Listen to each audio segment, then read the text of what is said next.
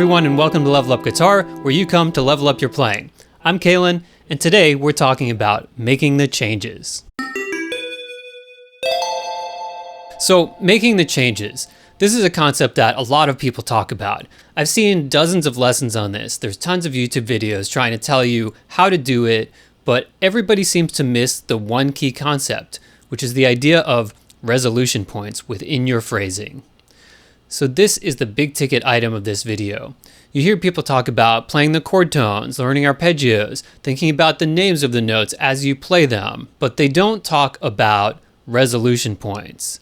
And without thinking about these notes as resolution points, they really fail to have any meaning. So, what's the best way to learn this? Let's get started with step 1. Know where your roots are and know how to use them. This is about as vital as it gets. If you can't use the root of a chord in a way that's effective, you're never going to be able to make it happen trying to think about thirds, fifths, and sevenths, all of which are changing from one chord to another. It's just too complicated of a place to start. You want to think about playing with simple and coherent phrasing on and around the roots of each chord as they're happening. Let me show you what I mean.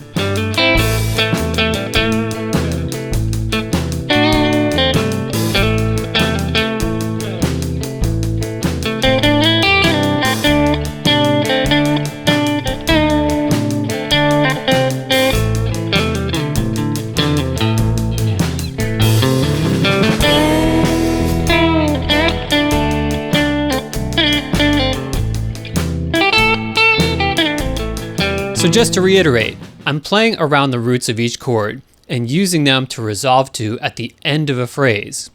Feeling confident to resolve a phrase and make it sound like the underlying chord is what allows us to feel comfortable leaving space, which in turn makes the next phrase all the more effective. And the ability to create interesting and musical ideas around the root of a chord is actually one of the signs of a mature musician. So play your roots, keep it simple, so you can focus on where you're going to land and leave yourself some space to think about that next chord change.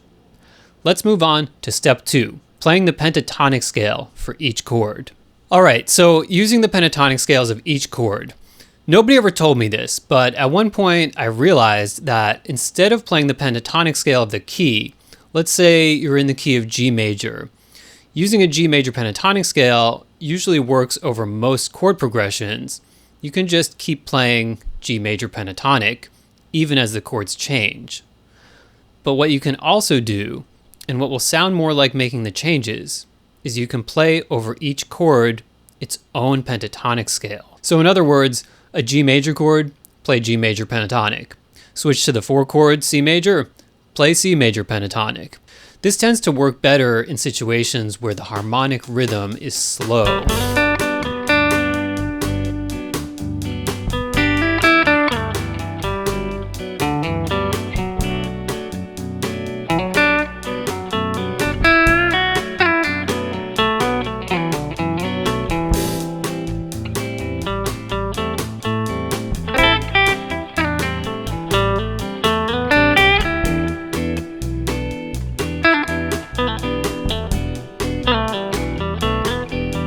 And this comes in especially handy if you're in a situation where the song is changing keys a lot. Trying to think of what arpeggio to play, what notes are in the new key, where is the scale pattern I want to use, can be a bit much. And if you use the pentatonic scales for each chord as they're changing, this isn't just a cheat. You're actually making the changes when you do this, because the scales actually contain the chord tones we're looking for. Don't believe me? Look at a G major chord. And you have a G, B, and D. G major pentatonic has G, A, B, D, and E. How about C major? Same thing. You're going to have the root, second, third, fifth, and sixth in any major pentatonic. In this case, we're talking about the notes C, D, E, G, and A, which, as you can see, contain our C major triad. Looking at it this way, you can use the notes, the non-chord tones, as ways of embellishing the arpeggio. Now you might be thinking, why do people tell you to learn those triad arpeggios if you have the notes in your pentatonic? Well, guess what? We're coming back now to the concept of resolution points. You want to be able to target those 3 notes as landing points within your solo. And second of all, you don't always want to be restricted to pentatonic scales. This is a place to start, so you can get comfortable making the changes in a way that's a little bit simpler and more familiar. Let's move on to step 3, guide tones simplified.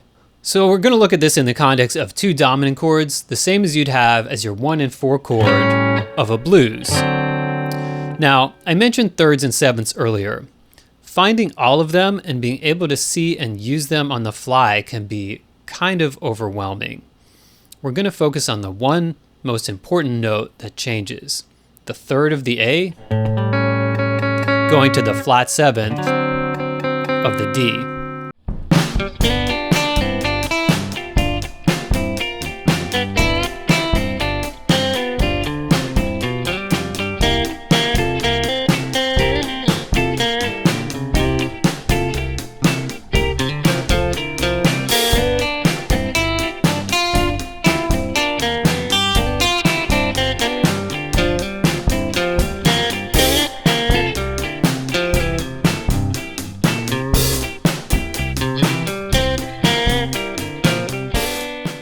This really simplifies the whole process of learning arpeggios and guide tones into one specific note change you can easily see.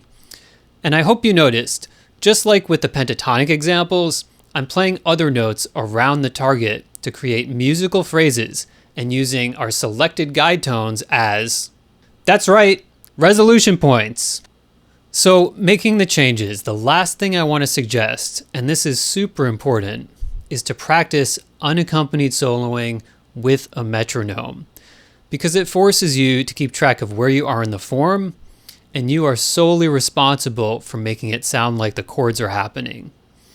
This is usually the most difficult thing for students who are really trying to get this together, but 10 out of 10 times, once they can do it unaccompanied with a metronome, they suddenly sound 100 times better playing with a band or a backing track. So that's it, the concept of resolution points and 3 steps you can take to work on making the changes. I'd be super glad to hear from you in the comments, even if it's just to say hello and that you enjoyed the video, or if you have any questions, suggestions, or words of encouragement. I hope you like and subscribe for more tips, tricks, and secrets from Level Up Guitar.